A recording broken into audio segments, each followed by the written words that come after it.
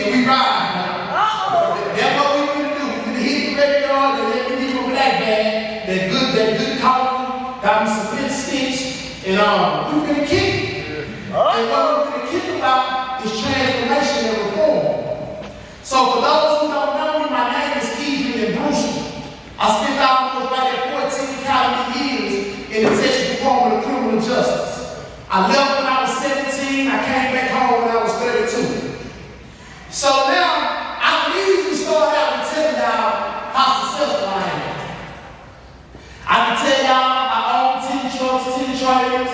I can tell y'all how I've made millions of dollars. I can tell y'all about all the pretty exotic whips I got.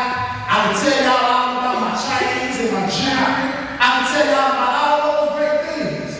But before I can tell y'all that, I got to be 100 with y'all and tell y'all the process of transformation and what got me to that. And what got me to that is when I was sitting right here in one of these gyms in White. People think I became successful when I got free. I became successful when I was incarcerated. There you go. The whole time I was incarcerated, I spent this time to educate myself. I got my GED, I got 2-3 different trades, I've taken every class inside of the institution. Education is how you change your situation.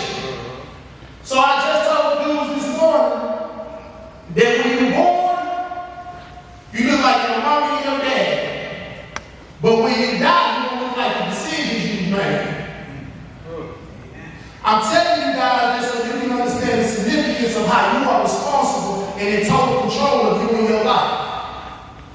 It's imperative that you understand the significance of just how responsible you are. So what I'm saying is, we must start from the trauma that individuals dealing with as adolescents. So when I was 11, 12 years old, my mom was a dope fiend. She sold her body to get high. So, when I'm in the hood kicking with my partners, they make fun of me. They ride down on me. Your mama smoking. Your mama tricking. So, as a child, you're not able to understand that and process that. I was ashamed, embarrassed. These are different things you go through as a child. As a child, you're not able to comprehend and understand it.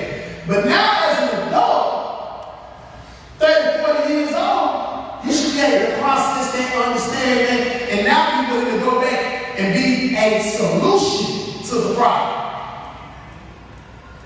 When I was in prison, I was chopping game with a few of my partners one day, and they was asking me about my mom.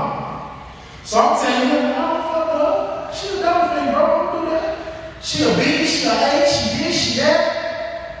Old school, he had been locked up about 25 years. Named Bookie from Side Out. Now, before I tell y'all this, I want to make sure y'all understand the significance of I stand on business, so swallowing, that's the easy part for me. You know what I'm saying? I come to work, when you get off the bus, where you from, what's your name?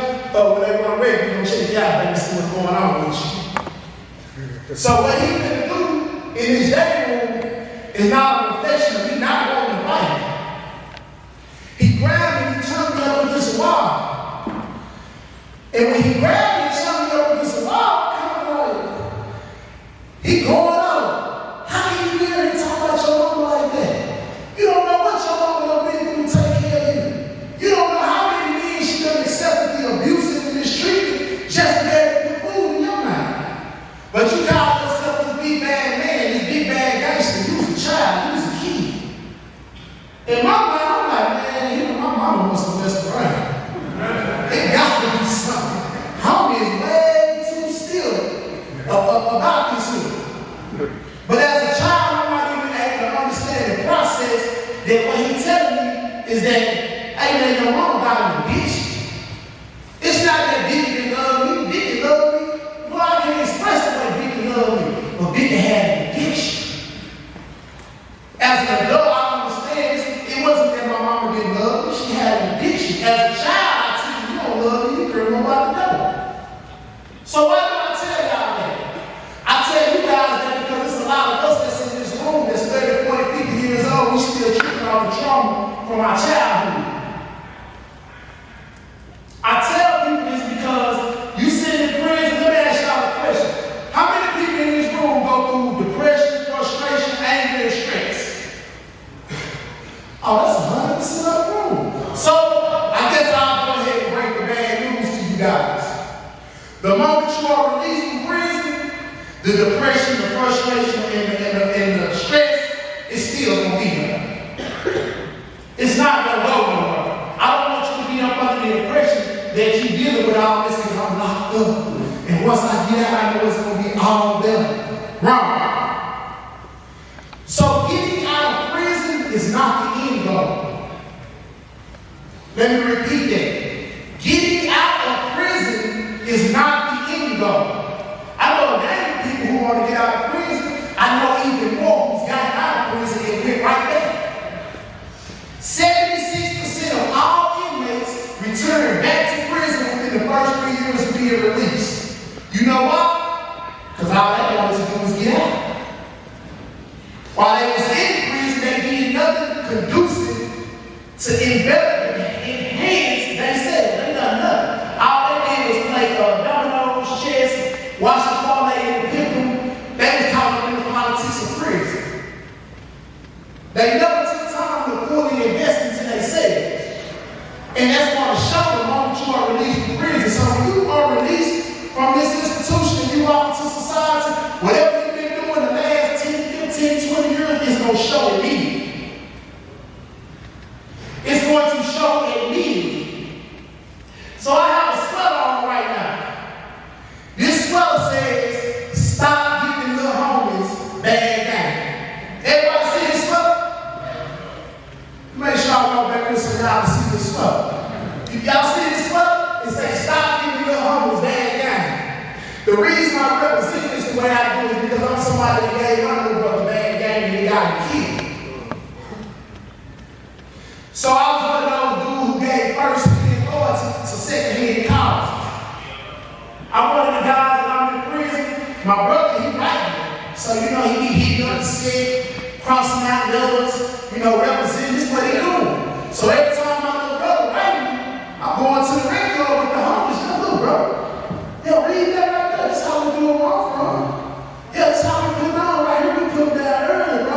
Me and my brothers be. I'm up with Brad and Kiki Kaka with my partners on the radio like that. Not even 2 weeks later, they called me to the chapel office to tell me that my 16-year-old brother head had been blew off through the gun violence, gang violence. When the man was telling me this, I thought I was tripping because I'm like, man, little bro, 16, you ain't dead tripping. I went back to the cell, I'm sitting there, I'm like, man, he just said the bro got killed. So now I'm basically saying, I didn't just say that. Now I'm sitting down. Now it's hitting me, damn. Little bro, dead. You know what I'm saying? You were Kiki Kaka with these clowns on the radio who don't even mean nothing. You were Kiki Kaka riding with some dudes that's lying about what they did 20 years ago. You were trying to impress these clowns, but bro done got smoked. This is why I tell people we have to stop giving the little homies bad game. The man I am today, I could have led my brother into owning a successful trucking company. I could have sent my little brother to becoming owning a barbershop. He could have became a real estate agent. It's a variety of different things that I could have led my little brother to do, but instead I led him to go get killed. We got to stop giving first-hand loyalty to second-hand causes. Why do I say this? Why am I stressing this? I'm stressing this because in society, the number one thing I identify with is the lack of having a positive male role model in our households. I go to prisons throughout the whole country, bro. I do this every week. What I'm doing now is a natural thing for me. And the number one thing people be asking me is, what's going on out there in the world? Well, the number one thing I see that they do, they have no father figure. I was in a juvenile not too long ago, and this is my favorite question that I ask when I go to the juveniles. If you got a big brother, an uncle, a dad, or anything like that, raise your hand. All of them raise their hands. All of the youth raise their hand when we ask them, do you have a brother, an uncle, a dad, or anything like that in prison? That tells me that the so-called OG, the so-called big homie, you really ain't the big homie, you really ain't the OG. You just older than me. The OG, the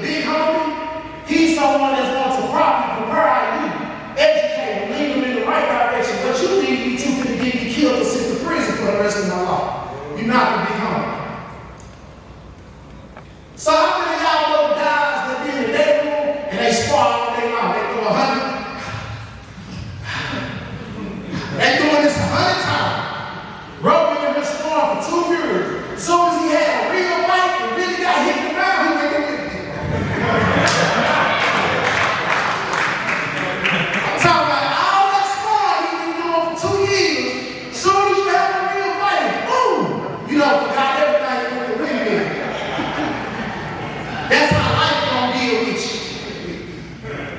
You been here doing all this talking, I'm ready to go home, I want to get out. As soon as you get out, and they say no, boom, you don't win the windmill.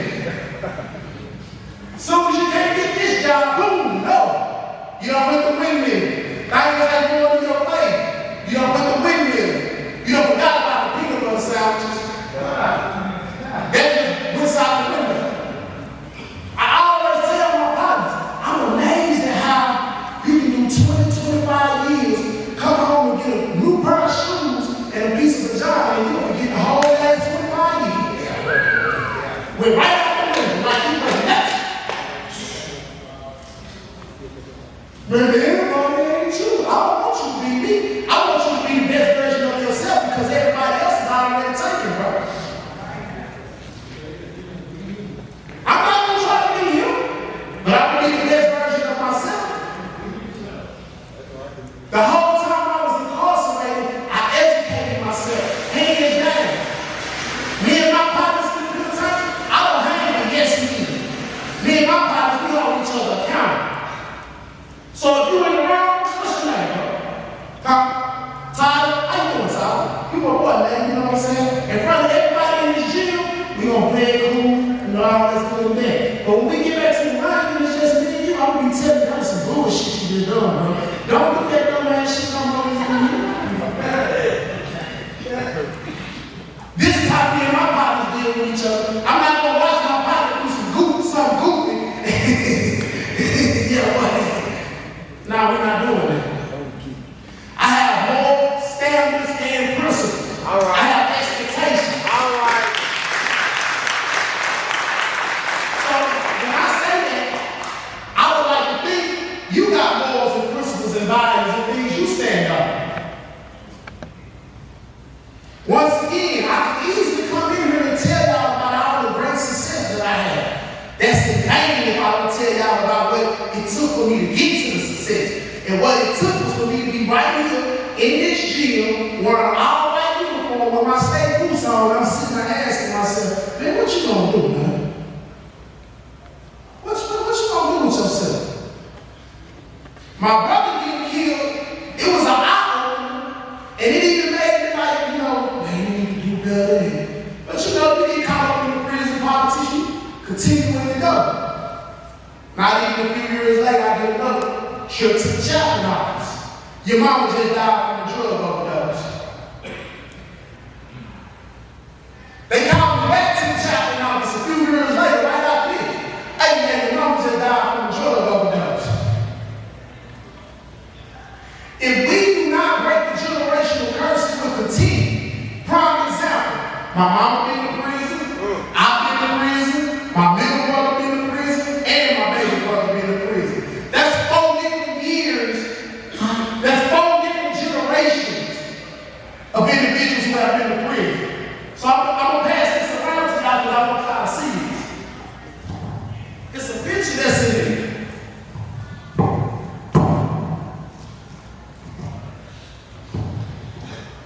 This is a picture of me and my nephews. If